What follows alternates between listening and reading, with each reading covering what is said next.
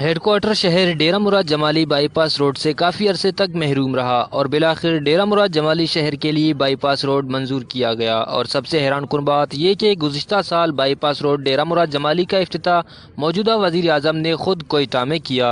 اور اسی طرح افتتاح کے چند مہینے بعد بائی پاس کی تعمیرات کا کام شروع کیا گیا، لیکن بائی پاس کے کام میں سست روی کی وجہ سے عوام مایوس ہو چکے ہیں۔ عوام نے وش نیوز سے بات چیت کرتے ہوئے شکایات کے انبار لگا دیے۔ دیکھیں، ڈیرہ مراد جمالی میں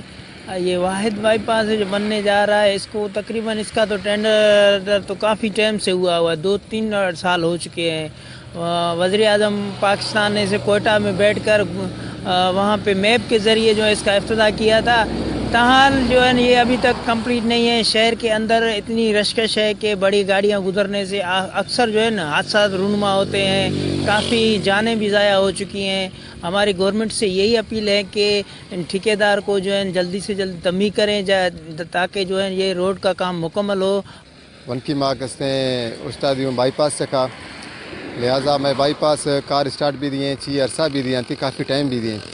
لیکن بعض سست رویوں کار چل گئے اور بعض سلو بھی آئے۔ میں ڈیرہ مراد جمالی ایک ڈویژن ہیڈ کوارٹر ہیں جو اسی ماں پورے بلوچستان بائی پاس ہستے، لیکن ڈیرہ مراد جمالی شہر آ رہا بائی پاس نہیں جو یک اگر مزیں گاڑی ٹرالر کے شہر اندر پہ گئے تو ہمارے یہاں کافی شہر میں ڈسٹرب بھی گئے، بند بھی گئے، نہ ایمبولینس تک مل گئے، نہ دنیا میں گئے ایمرجنسی میں مخلوق بعض تکلیف بھی گئے۔